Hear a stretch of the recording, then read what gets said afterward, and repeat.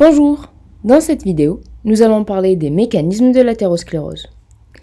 Pour comprendre les mécanismes et la pathogénèse de l'athérosclérose, plusieurs hypothèses et théories ont été élaborées, notamment la théorie de l'incrustation ou la théorie thrombogénique, qui considère que l'athérome représente une forme d'incrustation ou de dépôt sur la paroi artérielle de composants du sang, formant des thrombus. Les plaquettes de ces microthrombus s'incorporent dans l'intima. Leur dégranulation libère du PDGF, qui agit sur la multiplication des cellules musculaires lisses de la média, et leur lyse libère des lipides dans la paroi. L'accumulation de ces lipides résultera enfin du transfert des LDL plasmatiques. La seconde théorie est représentée par la théorie de l'agression ou de l'insudation, selon laquelle l'athérosclérose est une forme de prolifération cellulaire des cellules intimales, résultant d'une augmentation de l'absorption des lipides du sang après lésion de l'endothélium. Enfin, la dernière théorie est la théorie de la multiplication des myocytes intimaux, qui explique que le processus athéromateux débute par une prolifération de myocytes accompagnée d'une production de tissu conjonctif et d'une accumulation de lipides.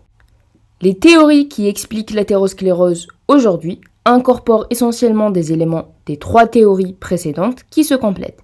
Et bien qu'il n'y ait pas de consensus concernant l'origine et la progression de l'athérosclérose, le rôle des quatre facteurs, c'est-à-dire les cellules musculaires lisses artérielles, les cellules endothéliales, les monocytes sanguins et la dyslipidémie, est accepté par tous.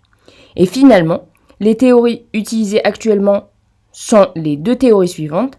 La théorie monoclonale qui considère que le premier événement de l'athérosclérose est le plus important est la prolifération des cellules musculaires lisses et que cette prolifération cellulaire est monoclonale d'origine puisque les cellules musculaires lisses dans les plaques d'athérome ne contiennent qu'un seul des deux isoformes d'isoenzyme glucose 6-phosphate déshydrogénase.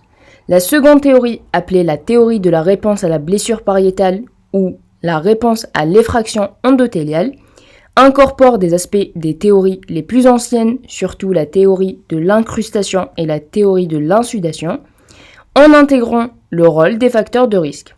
Cette théorie est la plus largement acceptée et c'est celle qu'on va aborder dans cette vidéo. Selon la théorie de la réponse à l'effraction endothéliale, l'athérosclérose est une réponse inflammatoire chronique et cicatrisante de la paroi artérielle à une lésion endothéliale.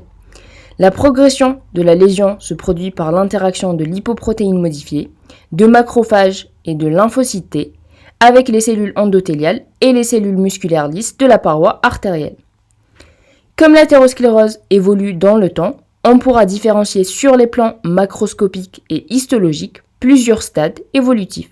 Sur le plan macroscopique, les 4 grades de l'OMS sont représentés par le grade 1 qui est un stade initial constitué surtout de stries lipidiques, le grade 2 qui est un stade moyen comportant des plaques athérosclérose non compliquées, le grade 3 formé par des plaques ulcérées et nécrosées avec hémorragie, et enfin le grade 4 représenté par des plaques massivement calcifiées et ulcérées. Sur le plan histologique, on retrouve les types évolutifs suivants. Le type 1, caractérisé par la présence de quelques macrophages spumeux sous-endothéliaux. Le type 2, qui est représenté par la strie lipidique et qui correspond essentiellement à des amas de cellules spumeuses plus nombreuses avec quelques cellules musculaires lisses. Ces deux types apparaissent dès l'âge de 10 ans. Le type 3 est représenté par une accumulation de lipides extracellulaires. Le type 4 correspond à l'apparition d'un centre lipidique avec cristaux de cholestérol sans fibrose, mais présence de quelques cellules musculaires lisses et fibres de la matrice dispersées. Ces deux types apparaissent entre 10 à 30 ans et au-delà. Le type 5 correspond à une plaque athéroscléreuse fibrolipidique classique et enfin, le type 6 correspond à une plaque athéroscléreuse compliquée, c'est-à-dire avec ulcération, hémorragie ou thrombose. Voyons maintenant plus en détail les principaux mécanismes qui se mettent en place lors de la formation des stries lipidiques, de la progression de la plaque et enfin lors de la rupture de la plaque. Les stries lipidiques représentent les principales lésions visibles de l'athérosclérose et ils apparaissent comme des zones jaunâtres sur la surface interne des artères, mais elles n'entravent pas la circulation.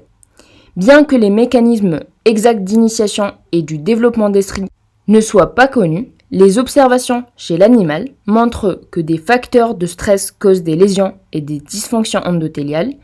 Les lésions précoces des cellules endothéliales commencent au niveau des sites morphologiquement intacts de l'endothélium qui présentent des caractéristiques de dysfonctionnement endothélial. On dit que les cellules endothéliales sont actives et ceci se manifeste par notamment une perméabilité accrue, une libération de cytokines inflammatoires, une production accrue de molécules d'adhésion à la surface cellulaire permettant de recruter les leucocytes, une altération de l'expression des gènes et une altération de la libération des substances vasoactives telles que la prostacycline et le monoxyde d'azote, ce qui modifie les propriétés antithrombiques. Ces dysfonctions endothéliales permettent l'entrée et la modification des lipides dans la couche sous-endothéliale où ils constituent alors des médiateurs pro-inflammatoires, capables d'initier le recrutement des leucocytes et la formation des cellules spumeuses. Les facteurs de stress responsables des lésions endothéliales sont nombreux et ils incluent les facteurs de risque qu'on a vus dans la vidéo précédente. Mais certains facteurs ont un rôle plus important, notamment les troubles hémodynamiques. Comme nous l'avons dit, l'athérosclérose se fait préférentiellement dans les sites de branchement des artères et ceci s'explique par le fait que dans les artères droites, les contraintes de cisaillement laminaire favorisent la production de monoxyde d'azote qui inhibe l'agrégation plaquettaire, l'inflammation et qui stimule la vasodilatation, mais aussi la transcription de facteurs athéroprotecteurs tels que le KLF2. Par contre, au niveau des points de branchement, la perturbation du débit provoque une faible contrainte de cisaillement qui altère localement ses fonctions athéroprotectrices. Les autres facteurs tels que l'hypercholestérolémie ou l'hyperlipidémie ou le tabac ou encore le diabète agissent en augmentant la production d'espèces réactives de l'oxygène par les cellules endothéliales qui, en interagissant avec d'autres molécules, peuvent influencer les différentes fonctions de l'endothélium, favorisant ainsi l'inflammation. L'endothélium activé et par conséquent l'augmentation de la perméabilité facilite l'entrée des lipoprotéines de faible densité ou LDL dans l'intima. Ces LDL s'accumulent dans la couche sous-endothéliale et se lient aux protéoglycanes de la matrice extracellulaire. Au sein de cette couche, les LDL subissent des modifications, notamment l'oxydation, qui résulte soit de l'action locale des espèces réactives de l'oxygène produites par les cellules endothéliales activées ou les cellules musculaires lisses, ou des macrophages qui ont pénétré dans la paroi artérielle. Ces LDL modifiés peuvent contribuer aux mécanismes inflammatoires initiés par les lésions endothéliales et contribuent au maintien de cette inflammation tout au long du développement de la plaque. Au cours de ces mécanismes, les LDL favorisent le recrutement des leucocytes et la formation des cellules spumeuses. Le recrutement des leucocytes, essentiellement représenté par les monocytes et les lymphocytes T, est un processus très important dans l'athérogénèse. Et il dépend de l'expression des molécules d'adhésion sur la surface des cellules endothéliales, notamment les molécules de la superfamille des immunoglobulines et les sélectines, et de la présence de signaux chimiotactiques. Les LDL modifiés et les cytokines pro-inflammatoires peuvent directement induire l'expression des molécules d'adhésion et des cytokines chimiotactiques. Mais les LDL peuvent également stimuler les cellules endothéliales et les cellules musculaires lisses intimales pour produire des cytokines pro-inflammatoires renforçant l'action directe. Lorsque les monocytes adhèrent et pénètrent dans l'intima, ils se différencient en macrophages et s'imbibent de lipoprotéines grâce à des récepteurs éboueurs capables d'internaliser les particules de LDL modifiées, formant alors des cellules spumeuses qui s'accumulent au sein de la plaque. Les macrophages devenus spumeux ont alors un rôle protecteur atténué, ce qui favorise leur apoptose et la libération de cytokines pro-inflammatoires qui favorisent à leur tour la progression de la plaque d'athérosclérose. Les stries lipidiques peuvent disparaître normalement et la paroi artérielle pourra assurer alors ses fonctions normales, mais certaines stries lipidiques peuvent progresser et constituer alors des lésions fibrograisseuses. L'élément principal qui intervient lors de la progression de la plaque est représenté par les cellules musculaires lisses qui migrent de la média vers l'intima, prolifèrent à ce niveau et sécrètent de la matrice extracellulaire, notamment le collagène, qui déterminera la stabilité de la plaque.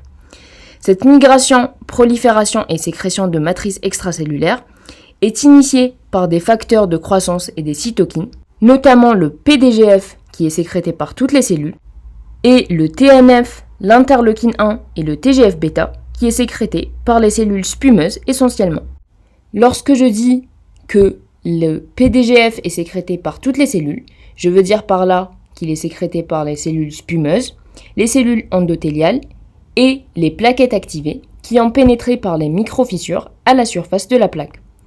Ces cytokines, en activant les cellules musculaires lisses et les leucocytes, permettent de renforcer et de maintenir l'inflammation.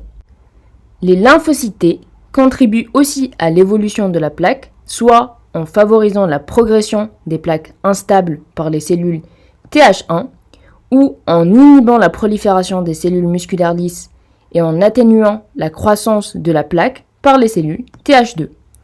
Au cours de l'athérogénèse, l'élimination des cellules spumeuses mortes peut devenir inefficace, ce qui favorise alors l'accumulation des débris cellulaires et des lipides extracellulaires, formant alors au sein de la plaque un centre riche en lipides qui s'entoure d'une cape fibreuse.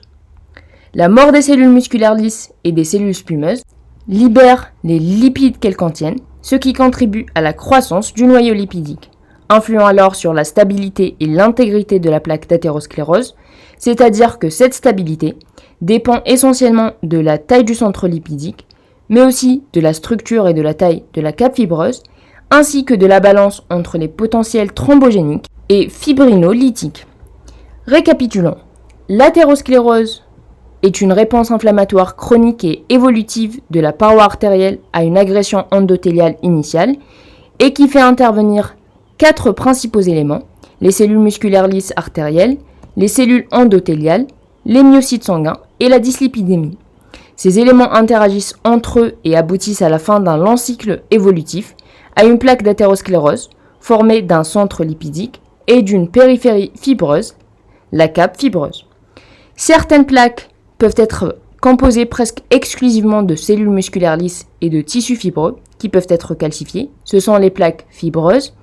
Si une plaque est instable, elle pourra devenir compliquée et aboutir alors à une ulcération, une rupture, une érosion, une hémorragie intraplaquettaire, un anévrisme ou une embolie. Voilà, c'est tout pour aujourd'hui. J'espère que la vidéo vous a plu. Si vous avez des questions, n'hésitez pas à les mettre en commentaire ou à me les envoyer sur les réseaux sociaux. Et à la semaine prochaine.